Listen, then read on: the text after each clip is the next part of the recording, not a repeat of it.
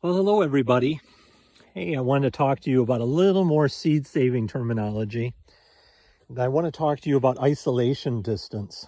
Now, the reason I've taken you to the melon patch is because this variety of melon that you're looking at here, the original melon that I was growing was called Blacktail Mountain. Blacktail Mountain is a variety that Glenn Drowns when he was very young. I think he was about 16 and he was living in Idaho. He actually grew that melon by crossing two different varieties. One was Sugar Baby, and then he just had a packet of seeds, something about a watermelon. I forget, it didn't have a specific name. He crossed them, and he ended up getting the world's earliest watermelon. Sugar Baby used to be that, but when he crossed these two other varieties, he ended up getting an even earlier one. And so what happened is I've been growing these for quite a few years. And what happened is that my neighbor who was living next door, I didn't realize one summer was growing Sugar Baby, which would have been one of the parents of this variety.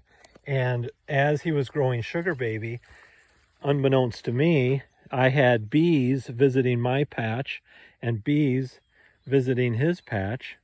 And I ended up getting a cross back to one of the original parents. So what happened was I grew it out the next year, and I had big melons and I had little melons. And so I realized I had the cross, and I realized it was Chris, my neighbor. And so what I did was I began to stabilize again, and I've been stabilizing to the bigger melon. And it's not a pure Blacktail Mountain anymore. And so isolation distance is important. Let's say I was the maintainer of a certain variety of melon that everybody was dependent on me to maintain this really rare form of watermelon.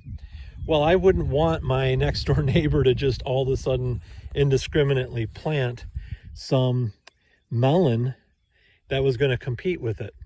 So seed growers really have to be careful, especially a crop like melons that are bred, well, that are pollinated through insect pollination, to keep their plants far enough away from other varieties. And with things that are bee pollinated, we're talking miles, because honeybees will travel up to 5 miles in bad conditions to get nectar and pollen. They generally won't go that far, but they'll go out miles to collect. So it's really important, if you can't isolate from distance, you can put things under covers and isolate them that way. And so as we go forward and I show you different seed saving techniques, we'll actually consider how to isolate things, whether it's distance or through covering. But I just wanted you to understand the importance of this. Things like corn, that pollen is very light and it'll travel great distances in order to pollinate. So just some thoughts I want you to consider as you're starting to learn about seed saving. I hope this was a blessing to you. You take care. Bye-bye.